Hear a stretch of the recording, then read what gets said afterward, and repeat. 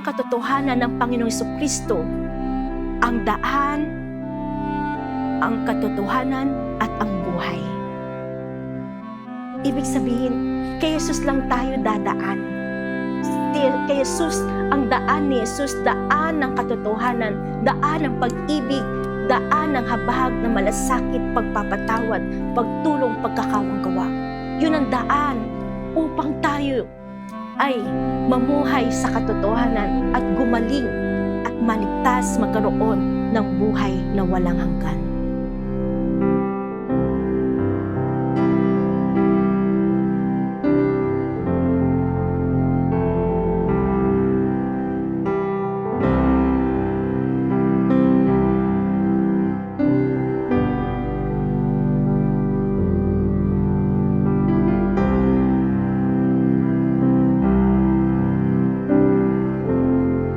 Glory to God, Lord to Jesus, God to the Holy Spirit.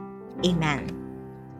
Tayo po ngayon muli ay magninilay ng salita ng Diyos. Samahan niyo po ako. Napakaganda po ng ating pagninilayan. Tungkol ito sa buhay natin na napakalaga pala na ang tao ay magkaroon ng malaking pananalig sa Diyos upang tayo ay gumaling, upang tayo maging matatag sa buhay. Uulitin ko, ang pananalig ay bunga ng pakikinig. Kaya halik kayo, samahan niyo po ako, tayo po'y makinig ng salita ng Diyos na nagpapagaling, nagbibigay buhay sa ating lahat. At sa araw na ito, pagnilayan po natin ang salita ng Diyos sa San Marcos chapter 5, 21 to 43. Sabi dito, dumating isang lalaki na nangangalang Jairo, isang tagapamahala ng sinagoga. Pagkakita kay Jesus, siya ay nagpatira pa sa kanyang paanan at ang samo, agaw buhay po ang anak kong dalagita. Kung maaari, sumama kayo sa akin at ipatong nyo sa kanya ang inyong mga kamay upang siya'y gumaling at mabuhay. Sumama naman si Jesus at sinundan siya napakaraming tao. Nagsisiksikan, ano pa't halos maipit na siya. May isang babae roon na 12 taon na, dinudugo at lubhang nahihirapan. Marami ng manggagamot ang tumingin sa kanya at naubos na sa kapapagamot ang kanyang ari-arian. Ngunit hindi siya napabuti kahit kaunti, bagkos ay lalong lumubha. Narinig niya sinasabi ng mga tao tungkol kay Jesus, kaya't nakipagsiksikan siya hanggang sa makalapit sa likuran ni Jesus. At hinipo niya ang damit nito sapagkat sinabi niya sa sarili, mahipo ko lang ang kanyang damit ay gagaling na ako. Biglang tumigil ang kanyang pagdurugo at naramdaman niyang magaling na siya. Ang salita ng Diyos, salamat sa Diyos. Mga kapatid, mga brothers, mga sister, sa ating mabuting balita ng Diyos, sa salita ng Diyos, si Jairo ay may anak na dalagita, agaw buhay, mamamatay na. Sa mata ng tao, wala na pag-asang mabuhay. Pero kay Jairo, dahil sa kanyang malaking pananalig tiwala kay Jesucristo, nagkaroon siya ng pag-asa na ang kanyang anak ay mabubuhay. At dahil dito, hindi siya nag-alinlangang lumapit kay Jesus. Tandaan po natin, sinabi rito, lumapit siya kay Jesus at siya ay nagpatira pa sa kanyang paanan. At nagsamo, at ang samo, agaw buhay po ang anak kong dalagita.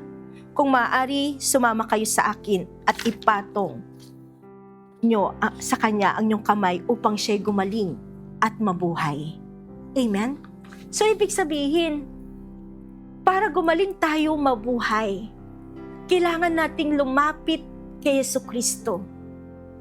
Kasi hindi tayo, at dito sinabi nga sa ating ebanghelyo sa salita ng Diyos, sumama si Jesus kay Jairo. Minsan ang tao, kaya nawawalan ng pag-asa, kasi hindi sila lumalapit kay Jesus. Kaya nga sinabi ng Diyos sa tao, ang pagsamba sa akin ng tao hanggang bibig lang, malayo naman sa akin ang puso nila. Bakit sinabi ng Diyos na ang pagsamba ng tao hanggang bibig lang, pero malayo ang puso ng tao sa Diyos? Kasi bakit? Dahil maraming tao nagsasabi, I love you, Lord, pero tamad naman magdasal. I love you, Lord, pero tamad naman magsimba. Minsan, ilang taon na, 10 taon na, hindi pa nangungumpisal. We have to connect to God. At para tayo magkaroon ng ugnayan relasyon sa Diyos, kailangan natin gumalaw. Kailangan nating lumapit kay Jesus. Tulad ng ginawa ni Jairo. Siya ay lumapit kay Jesus. Tulad ng ginawa ng isang babaeng 12 taon nang dinudugo. Hindi siya nanatili lang sa bahay. Kasi minsan ng tao, they want a comfort zone nila. Dito na lang ako sa bahay, mabait naman ako Dito na ako magdarasal. Dito na lang ako sa bahay, magsisimba. Pero alalahanin natin, ang Panginoong Jesucristo nasa langit, pero sa kabila ng lahat, hinubad niya ang pagka-Diyos. At mula sa langit bumaba sa lupa para abutin ang mga tao, para iligtas ang tao. Kaya nga dito sa atin, di ba, hinako ni Jesucristo ang sakit ng mga tao upang matubos niya tayo. Amen? So ibig sabihin, ang pananampalataya may kalakip na sakripisyo, may kalakip na pagsunod kay Jesus. Paano mo sabing may pananampalataya ang tao kung wala naman siyang gawa? Ang pananampalatayang walang gawa ay patay na pananampalataya. Halimbawa, nakikita mo kapatid mo nagugutom. At sasabihin mo, ay pagdasal kita para may pagkain ka. Kung meron ka namang kayang ibigay, bakit hindi mo ibigay? Kung meron kang 2 chicken, ibigay mo sa kanya 1 chicken. Ibig sabihin, faith, kailangan mayroong gawa, may actions. Kung tayo ay nananalig kay Jesus, hindi tayo manatili sa kasalanan. Dahil nagkakasala ay alipin ng kasalanan. Upang makalaya tayo sa kasalanan, kailangan natin tanggapin ang katotohanan. Anong katotohanan ito? Ang katotohanan ng Panginoong Jesucristo, ang daan, ang katotohanan at ang buhay. Ibig sabihin, kay Jesus lang tayo dadaan. Kay Jesus, ang daan ni Jesus, daan ng katotohanan, daan ng pag-ibig, daan ng habag na malasakit, pagpapatawad, pagtulong, pagkakawanggawa. Yun ang daan upang tayo ay mamuhay sa katotohanan at gumaling at maligtas magkaroon ng buhay na walang hanggan. Kaya nga sa ating pagbasa, makikita natin, sabi ng mga tao, bakit niyo pagagambalain si Jesus? Patay na ang bata. Anong sagot ng Panginoong Hesus? Sinabi niya, huwag kang mabagabag, manalig ka. Amen? Ibig sabihin, huwag mong pansinin, pakinggan, o tignan ang sitwasyon. Huwag mong tignan ang problema. Huwag mong tignan ang solusyon ng mga taong nasa paligid mo. Ang pansinin natin at pakinggan ay ang salita ng Diyos. Salita ng Diyos na magbibigay sa atin ng tunay na kaliwanagan ng ating isip. Dahil ang salita ng Diyos ay nagpapagaling sa ating lahat. Dahil ang salita ng Diyos ang siya magtuturo sa atin ng tama at daan patungo sa kaligtasan at buhay. Kaya nga, anong nangyari? Para hindi ka mabagabag, para hindi ka matakot o mangamba, manalig ka kay Jesus. Mas madaling manalig, mas madaling magtiwala. Hahayaan mo ba ang sarili mo, ang buhay mo? Ilang araw na, ilang linggo na, you feel so very depressed o nalulungkot kasi hindi ka nagtitiwala. Surrender all to God. Completely surrender all to God. At gagaan ang buhay natin. Gagaling ka. Kasi wala sa lakas o talino ng tao. Wala sa, di ba sabi nga nila, mabibigong galing na manggagamot sa mahabang karamdaman. Ibig sabihin, kahit gaano kagaling ang gamot, kahit gaano kagaling ang doktor, Lahat yun may limitasyon, lahat yun may hangganan. Pero ang kapangyarihan ng Diyos ay walang hanggan. Subalit, hindi ito nakikita ng mga taong duwag, ng mga pilosopo mangmanghangal.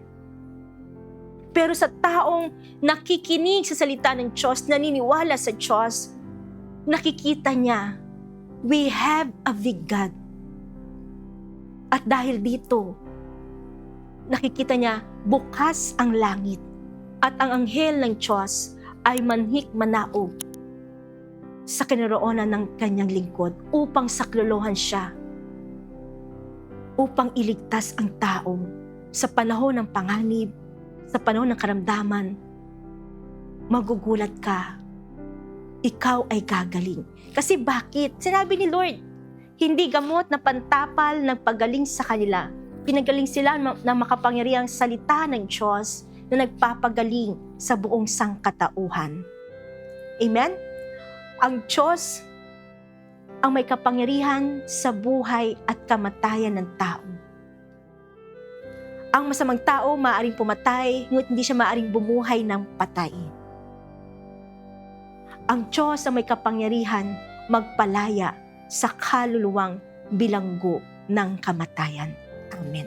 Ang salita ng Diyos, salamat sa Diyos. So, ibig sabihin, God controls everything. Kaya, bakit hindi ka magtitiwala? Bakit hindi ka mananalig?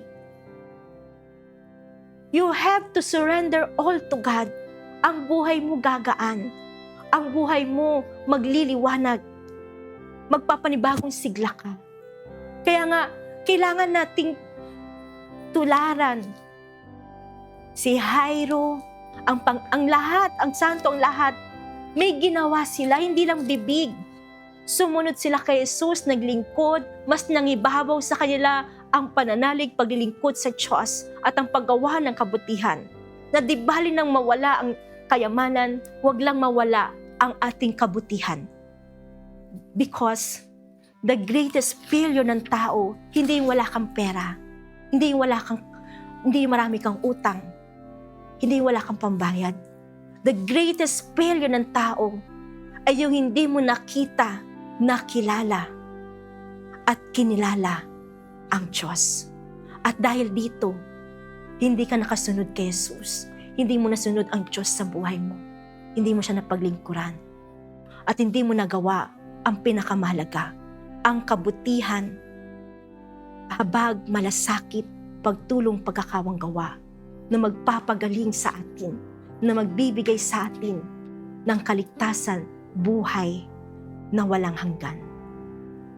Kasi bago tayo magtapos, sabi nga sa atin, ano ba ang ating pamantayan? Ano ba ang ating sukatan para maging mapalad? Kaya nga sabi dito, kaya ngayon, ang pagtingin namin kanino man ay hindi nabatay sa sukatan ng tao noong una. Gayon ang aming pagkakilala kay Kristo, ngunit ngayon hindi na. Kahit ang sino man nakipag-isa na kay Kristo, isa ng bagong nilalang. Wala na ang dating pagkatao, siya'y bago na. Ibig sabihin, sukatan natin para tayo gumaling, maging mapalad, ay hindi batay sa sukatan ng tao, kundi batay ayon sa sukatan ng Diyos. Ano ba yung sukatan ng Diyos? Mapalad ang mga aba na ang nag-ahari ay ang Diyos. Mapalad ang nakikinig ng salita ng Diyos at tumutupad nito.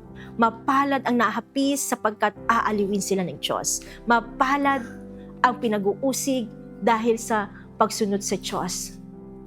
Sapagkat kakamtin nila ang gantimpala ng kaligtasan, ang buhay na walang hanggan. Mapalad ang mga nagugutom sapagkat bubusugin sila ng Diyos. Ibig sabihin, mga kapatid, ito yung batayan ng Diyos ng pagiging mapalad. Ibig sabihin, kung ikaw ay naghihirap, nagdurusa, dahil sa paggawa mo ng kabutihan, mapalad ka. At huwag mong sabihin na ang tao kawawa kasi mahirap siya. Para sa Diyos, hindi naman lahat ng mayaman ay kawawa, hindi naman lahat ng mahirap ay mapalad. Ibig sabihin ng Diyos, anumang may pera tayo, wala. May sakit ka o wala. Ang mahalaga, ang Diyos ang nagahari sa buhay natin. upang tayo'y maging mapalad. At kapag naghari ang Diyos, kailangan siya ang ating susundin, siya ang ating pakikinggan, siya ang ating paniniwalaan. Upang maghari ang pag-ibig, habag, malasakit, pagpapatawad, at pagkakawang gawa, at paggawa ng kabutihan. Amen? Kaya sa ating lahat, nawa, ibigay natin ang para kay Lord. Ang isang araw para sa Diyos, ang araw ng linggo, ang araw ng pamamahinga. Bukod sa pagsisimba, napakalaga po magsimba. Dumalo tayo sa piging ng Diyos every Sunday fellowship. Kaya nga sa ating lahat, every Sunday meron ding na Sunday fellowship dito sa Santo Domingo Parish Office sa 2nd floor, 11:30 hanggang 2:30 ng hapon. And we are very blessed kasi through Emmanuel TV Network, tayo po ay nakakapakinig ng salita ng Diyos na nagbibigay sa atin ng kagalingan, ng buhay, at kaliliwanan at katunay na kaginhawaan ng isip at ng puso. Dahil na kay Jesucristo matatagpuan ang tunay na kapayapaan na hindi maibibigay ng mga bagay sa mundo. Kaya sa ating lahat, halina kayo, sumunod tayo kay Jesus at manalig, magtiwala sa salita ng Diyos, sa mabuting balita ng Diyos, at maglingkod at gumawa ng kabutihan. At ito ang tunay na kayamanan na madadala natin sa langit. Amen?